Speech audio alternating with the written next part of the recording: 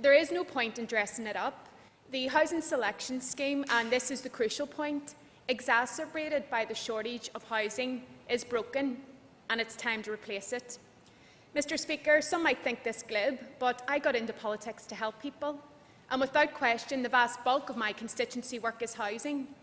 And to be honest, Mr. Speaker, when I meet a constituent who needs help and they tell me it's a housing issue, my heart sinks, because I know no matter how hard I work in that case, I won't be able to deliver a timely solution for them. And for some of them, they have already been living in housing stress for several years before they even come to see me. And why is this the case? Because, put simply, not enough social and affordable housing is being built, and the housing selection scheme is not fit for purpose. In fact, it is operating contrary to a number, if not all, of the system's founding principles. The principle of prioritisation based on greatest housing need, of fairness and equity, of openness, of consistency in application, of value for money, and certainly in my constituency, Mr. Speaker, of choice in where to live. Those of us who deal with housing issues on a daily basis, we know that the system is being abused by some and to the detriment of the many, many genuine, not least, as members have pointed out, when it comes to intimidation, for example. Yes, there are genuine intimidation cases, and that must be recognised and they must be supported. But we also know that there is a surge in intimidation cases reported to the Housing Executive in the rundown to the release of a new social housing development. Why? Because the current selection scheme, under it, points mean prizes, and an intimidation case awards 200 points and guarantees escalation to the top end of the list. We also know of successful applications in terms of intimidation points for people with known track records when it comes to antisocial behaviour. The outworkings of this system in the cases I have referred to means that very problematic tenants are simply moved around and they become concentrated in new developments and a whole new cycle of problems begin.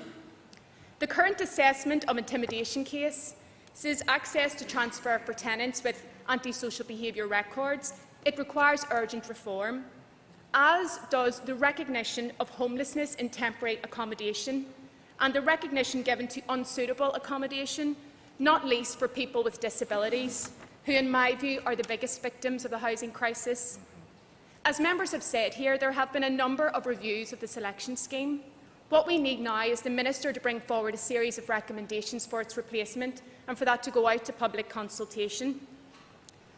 But I will end by saying this, Mr. Speaker.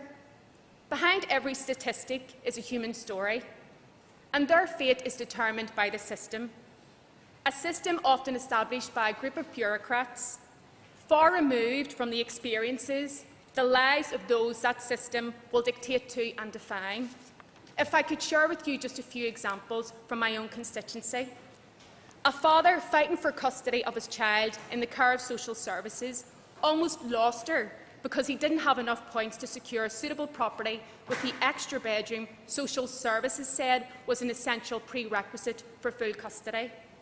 A young family, a father, a mother and their 2 children, waking up this morning for the 608th morning in a hostel they were told was only ever going to be a temporary crisis intervention, because they, despite their best efforts, despite the best efforts of the hostel staff and myself, we can't get them anywhere near the level of points required to get a house in North Belfast where their children go to school. A disabled grandmother who has full custody of her 3 grandchildren, 2 of which have disabilities, because her daughter, their mother, lost her life in tragic circumstances. At the very last minute, she was overtaken by intimidation cases, and she lost out on a new build property which was perfect for their physical, mental, emotional, social and educational needs.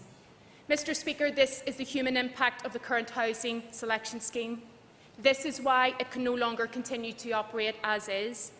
But in reforming it, in replacing it, there must be proper transitional arrangements. But above all else, Mr. Speaker, and I will end with this, unless thousands of more houses are built and bungalows are built and no longer deemed not worth building because they're not profitable, then any reform of the assessment scheme will be a meaningless paper exercise. And if that is the case, then all of us should be ashamed.